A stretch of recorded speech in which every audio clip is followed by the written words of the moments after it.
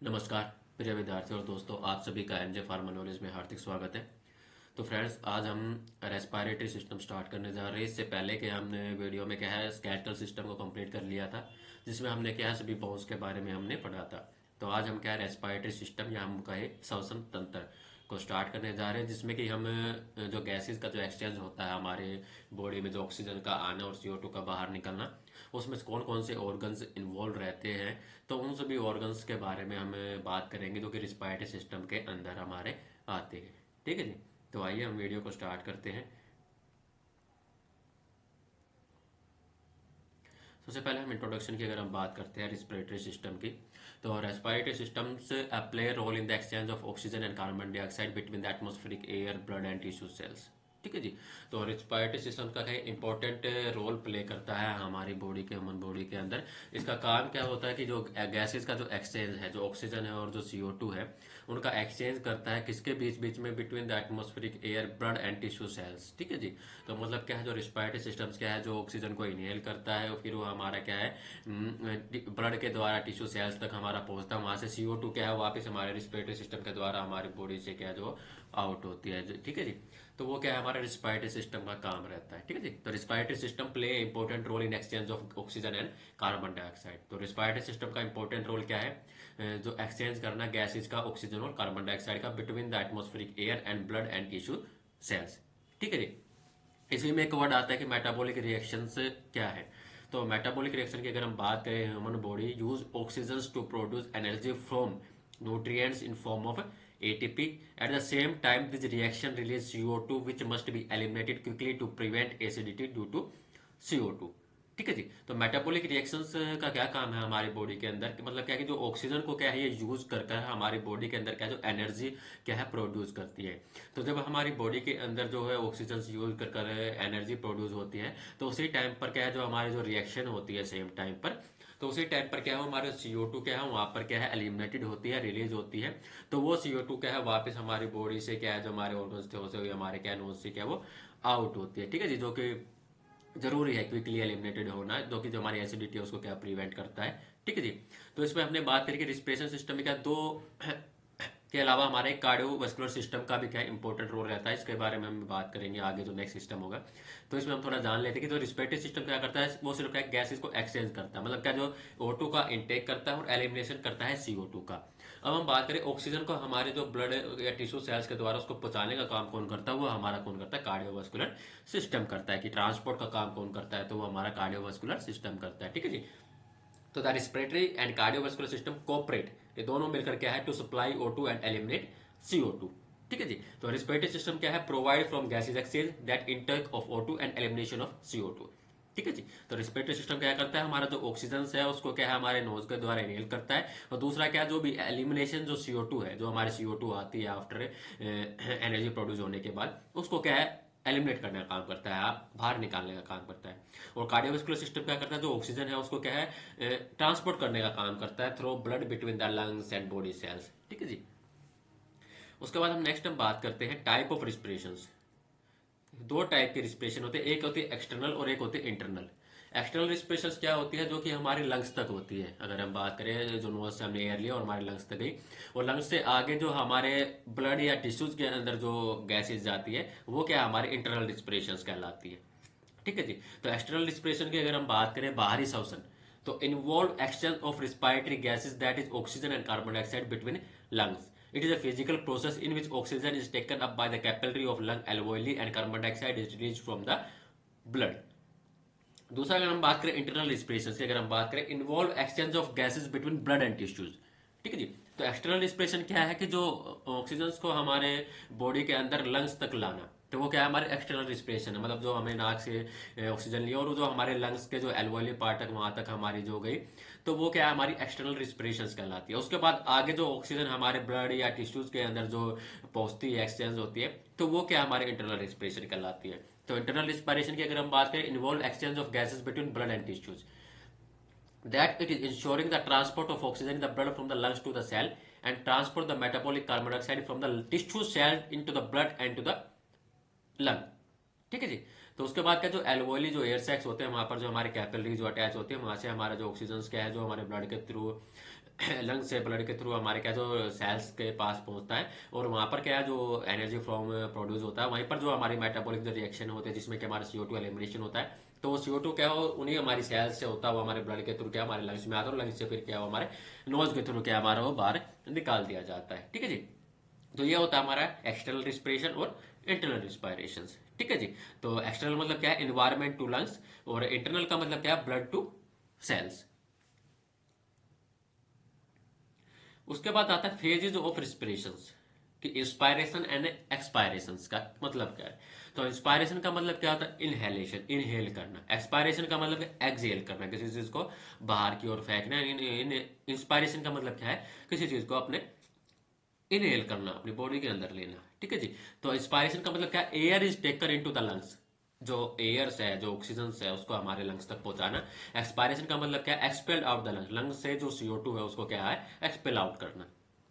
Inspiration क्या है हमारी एक्टिव प्रोसेस है। एक्टिव प्रोसेस कैसे है require energy as the respiratory muscles contract. ठीक है जी। एक्सपायरेशन की अगर हम बात करें पैसिव प्रोसेस है, नॉट रिक्वायर एनर्जी।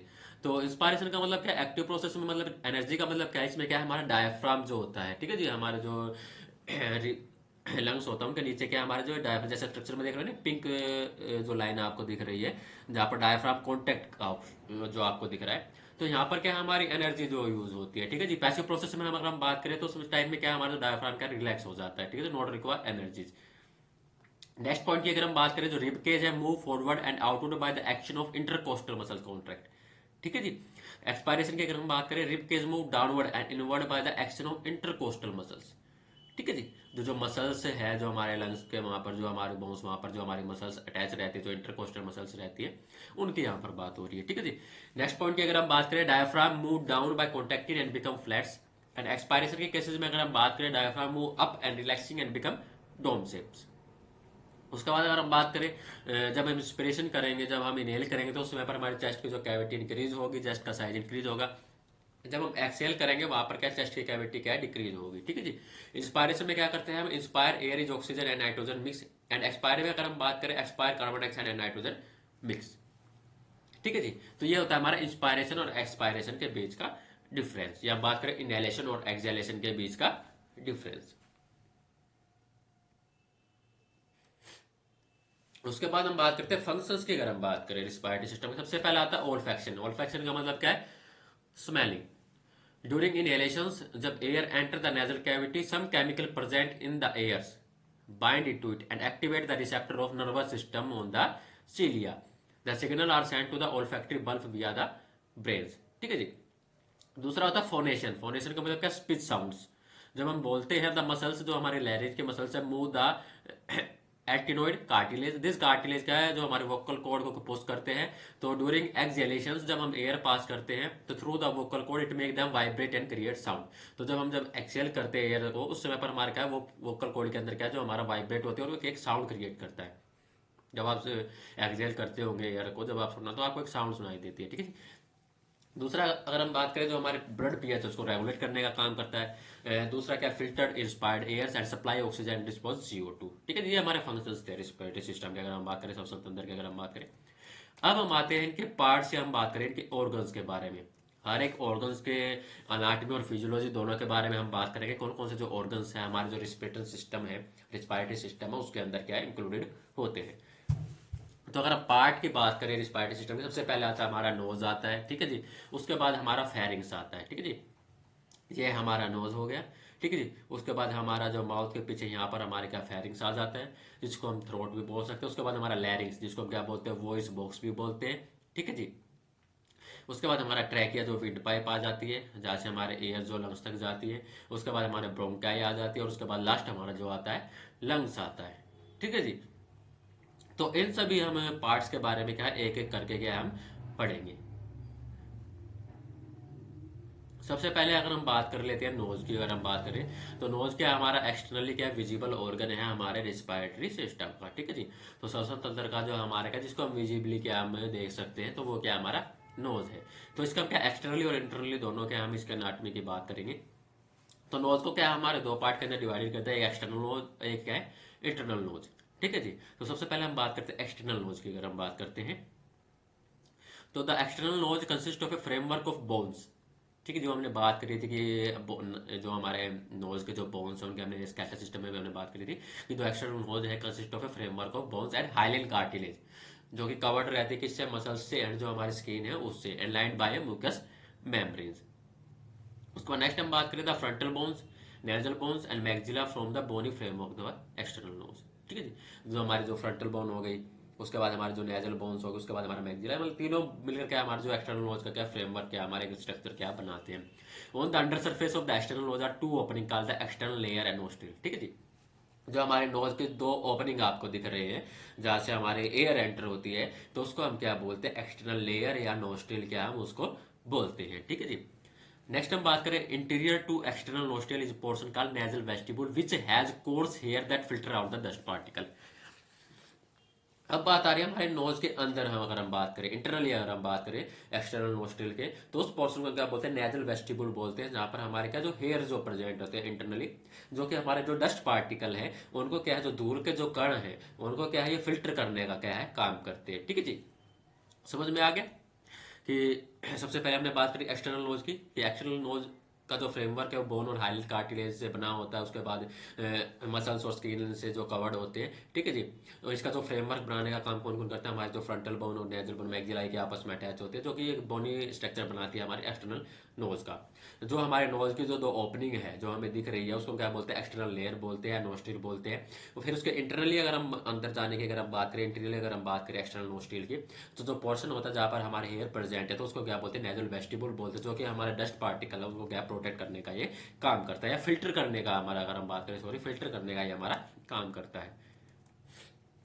उसके बाद जाते हैं हम इंटरनली के बारे में। इंटरनली जो हमें दिखाई नहीं देता, इंटरनली अगर हम बात करें उसके पार्ट्स के बारे में नोज के में, तो internal nose is a large cavity that is present inferior to nasals bone.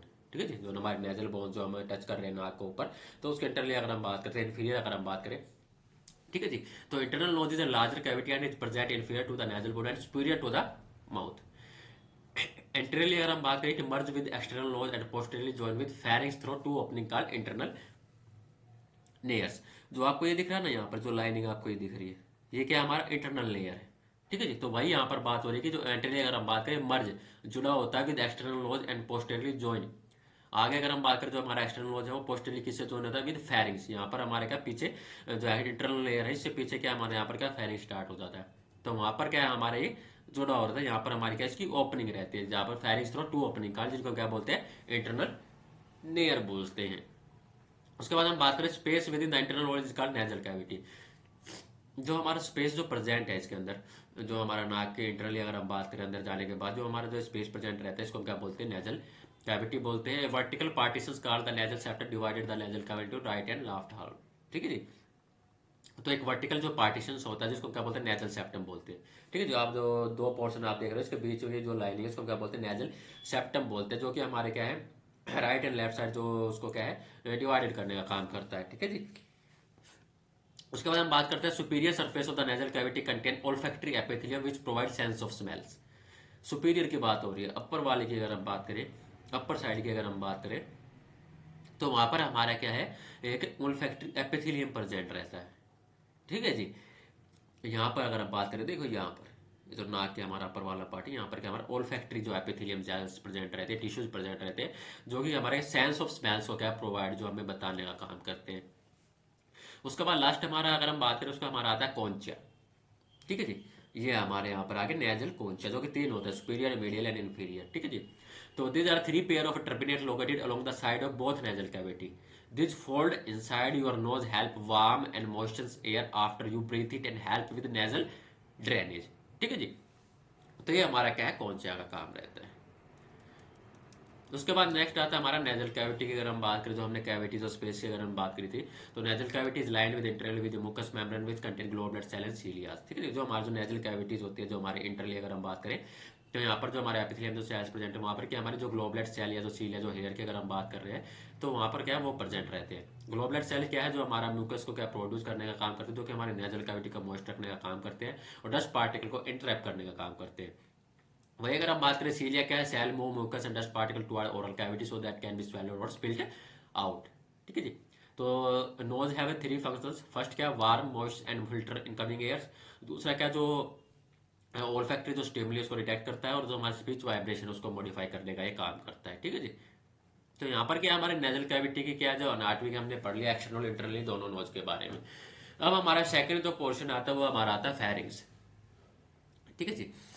जैसे हमारी ये जो नोज होगी, तो यहाँ से हमारा हमारा जो माउथ के जस्ट पीछे, टंग के पीछे यहाँ पर हमारा क्या फेरिंग्स आता है। ठीक है जी। तो फेरिंग्स या throat is a funnel shape tube that start at the internal layers behind the nose and extend to the larynx voice box. ठीक है जी। जो कि हमारे क्या, जो इंटरनल लेयर के लास्ट जो एंड है वहां से स्टार्ट होता है, और जो हमारे के लैरिंग्स पार्ट तक एक्सटेंड होता है। ठीक है जी। फेरिंग्स की अगर हम बात करें, अबाउट 5 इंचेज लॉन्ग होता है। ठीक है जी, depend on body size. Next point की अगर हम बात करें, pharynx lie posterior to the nasal and oral cavity. ठीक है जी। तो फेरिंग्स हमारे क्या है, जो नेजल या ओरल कैविटी उसके पीछे प्रेजेंट रहता है, एंड जो आगे रहता है superior to the larynx and anterior to the cervical vertebra. तो फेरिंग्स के अंदर हम बात करें, pharynx also contain tonsils. They are located at the back of the throat and base of the tongue. Tonsil are the first body defence against infection. उसके बाद आता है हमारे ईस्टियन ट्यूब्स। ईस्टियन ट्यूब क्या है, एक दो ट्यूब होते हैं जो कनेक्ट रहती है हमारे ईयर टू थ्रोट। सॉरी। ठीक है जी। तो यहाँ पर हमारे क्या, जो फेरिंग्स के यहाँ से क्या, हमारे जो ईस्टियन ट्यूब जो है कनेक्ट रहती है हमारे ईयर से। दे इक्वलाइज प्रेशर एंड हेल्प, जो कि हमारे जो प्रेशर को इक्वलाइज करने का काम करती है।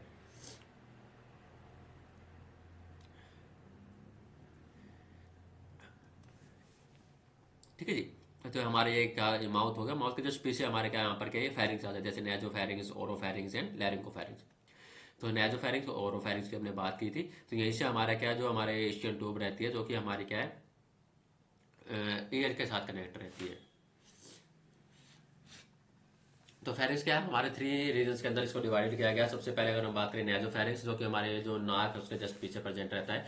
It is the superior portion of the pharynx which extend from internal layer nasal cavity to the soft plates. It has a respiratory functions only. ठीक है, जिसका क्या है, रिस्पायरेटरी फंक्शन होता है मेनली। उसके बाद ओरो की अगर हम बात करें, तो ओरो फेरिंग्स क्या, हमारा मिडिल पार्ट है, जो कि हमारे माउथ के पीछे प्रेजेंट रहता है, extended from the soft plate to hyoid bones. ठीक है, जो सॉफ्ट प्लेट से हमारे आयोइड बोन्स तक रहता है।